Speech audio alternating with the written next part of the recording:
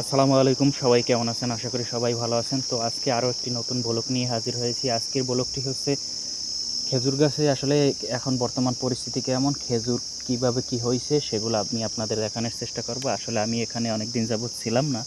আমি যখন এখানে ছিলাম খেজুরগুলো একদম ছোট ছোট ছিল, আর আমি এই এক মাস দীর্ঘ 1.5 মাস পর আসার পরে দেখি খেজুরের পাকার এই পাকবে এই ধরনের একটা কালার এসে গেছে। তো আসলে এটা দেখার পর আমার খুবই ভালো লাগলো। আমি আবারও চেষ্টা করব, আমি বাগানের আরও ভিতরে যাব, দেখব খেজুর পাকছে কিনা এবং আমার সাথেই থাকুন।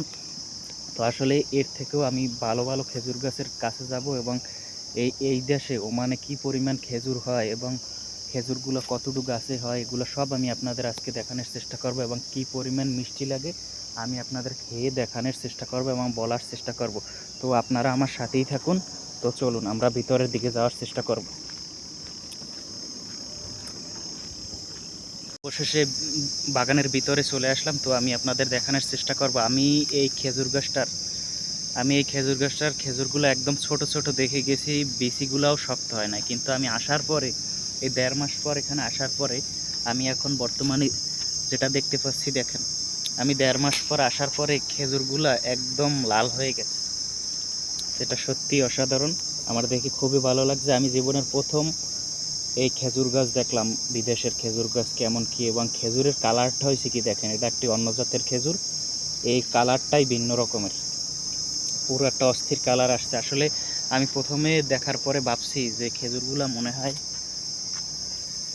আমি দেখার পরে প্রথমে ভাবছি খেজুরগুলা মনে হয় পেকে গেছে। আসলে খেজুরগুলা পাকে নাই, কারণ এই যে একটা পরিপক্ক হয়েছে, এর একটা কালার আসছে এবং এই যে এখন পর্যন্ত কিন্তু এই খেজুর পাকে নাই। আমি একটি খাওয়ার চেষ্টা করব এবং আপনাদের সাথে আমি এটা শেয়ার করার চেষ্টা করব যে আসলে এই খেজুরটা কেমন লাগে এবং কিভাবে মিষ্টি লাগে না কিভাবে লাগে। তো আমি খাওয়ার চেষ্টা করব। বিসমিল্লাহির রহমানির রহিম।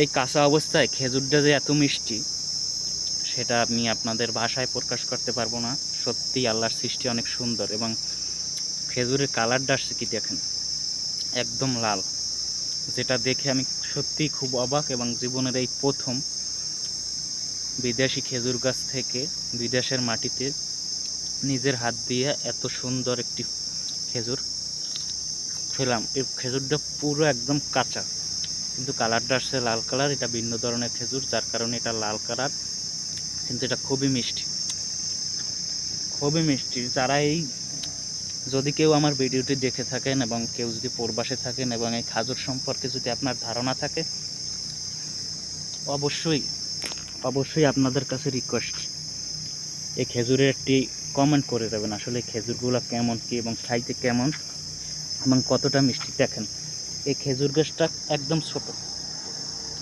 একদম ছোট, কিন্তু এক একটা খেজুরের ছড়িতে এত পরিমাণ খেজুর হয়েছে। এটা যখন একদম পাকবে তখন এই খেজুরের একটা ছড়িতে কমপক্ষে আমার যতটুকু ধারণা 20, 25, 30 কেজি খেজুর হবে। এটা একদম অনায়াসে।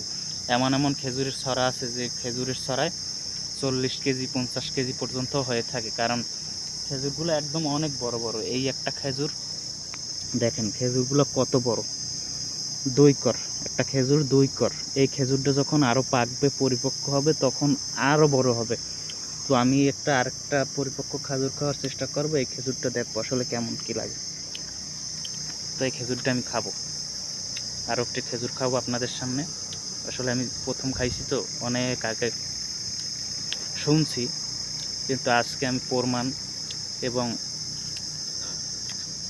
গাছ থেকে পেরে খাইতে আছি, খুবই আনন্দিত লাগতে আছে। তো এই খেজুর আর কিছুদিন পর পাকবে, আশা করি আমি আপনাদের খেজুর পাকার পরে ভিডিও দেওয়ার চেষ্টা করব। সত্যি অসাধারণ।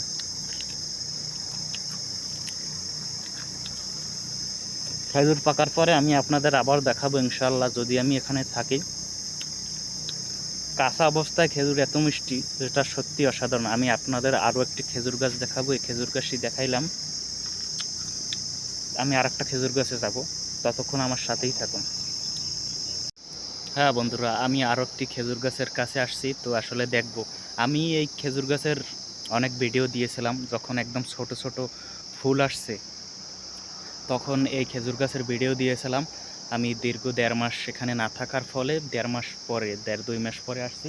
তো এখন সেই যে ছোট ছোট খেজুর আজকে দেখেন, সেই যে ছোট ছোট খেজুর আজ পেকে গেছে এবং এই খেজুরটা খেতে কেমন লাগে এবং কতটা মিষ্টি সেটা আমি আপনাদের দেখাবো।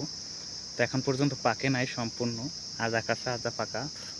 তো এই গাছের খেজুর খেয়ে আমি আপনাদের দেখাবো। সত্যিই অসাধারণ,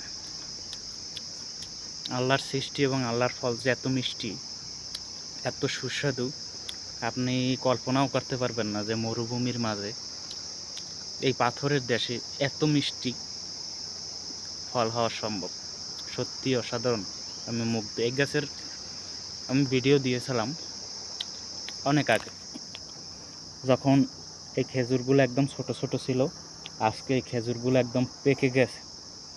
আমার খুবই ভালো লাগছে, কারণ আমি এই জীবনের প্রথম খেজুর গাছ থেকে খেজুর পেড়ে নিজের হাতে খাইছি। কিন্তু বাংলাদেশে থাকতে তো আমরা প্যাকেট কিনে খাইতাম, কিন্তু এত ন্যাচারাল, এত অরিজিনাল খেজুর কখনোই খেতে পারিনি।